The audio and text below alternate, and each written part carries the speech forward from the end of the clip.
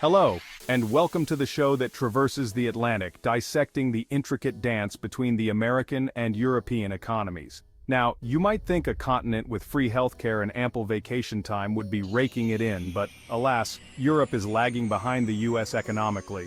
Over the next few minutes, we're diving headfirst into the murky waters of transatlantic economic disparity.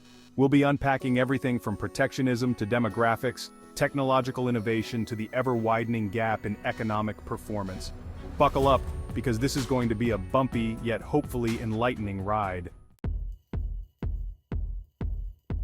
Picture this: Europe, armed with its meticulous Lisbon agenda, striving to become the world's economic powerhouse. They've got graphs, they've got targets, they've probably even got a dedicated spreadsheet for optimal font size.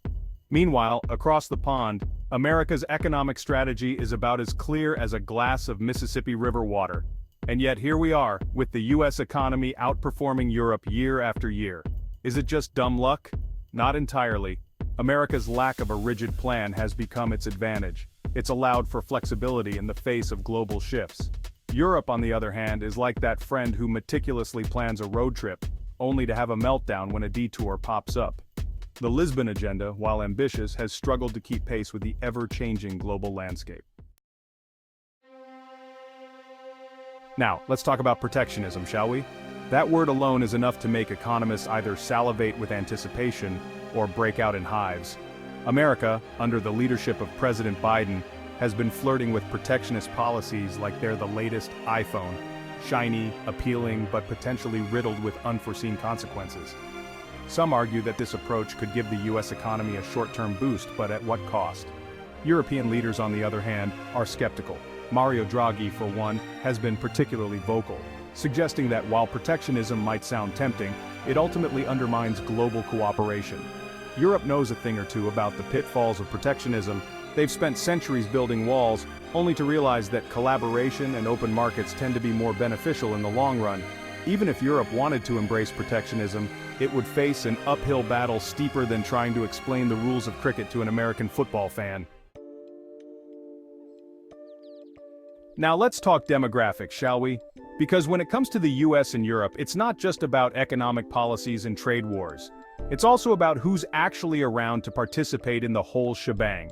Europe's population is aging faster than a carton of milk left out in the sun, while the US is still relatively youthful. This age gap has some serious economic implications.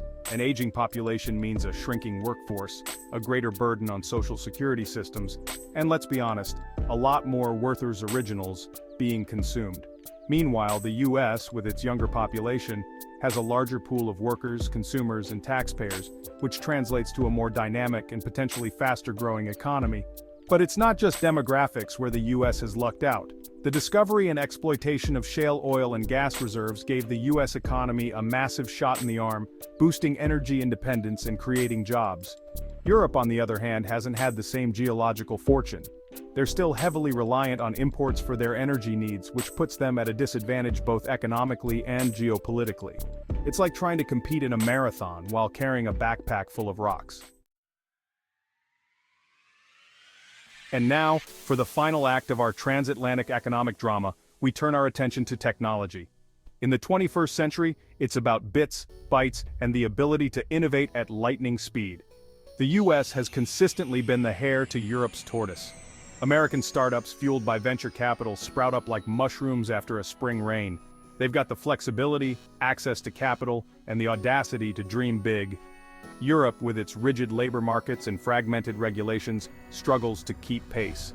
US tech giants cast a long shadow over the European tech scene. Europe has talent and ideas but struggles to scale up and compete globally.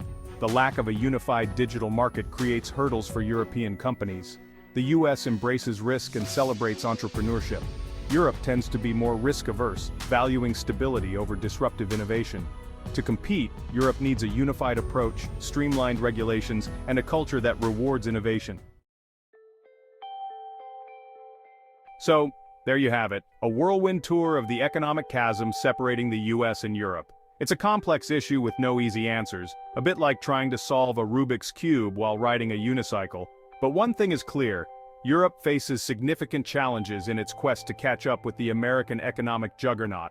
From demographics to technology, from protectionism to the very structure of their economies, there are hurdles to overcome and mountains to climb. Perhaps with a little ingenuity, a dash of risk-taking, and a whole lot of collaboration, Europe can bridge the gap and carve its own path to economic success. Hi, if you enjoyed, don't forget to subscribe, like the video, and share.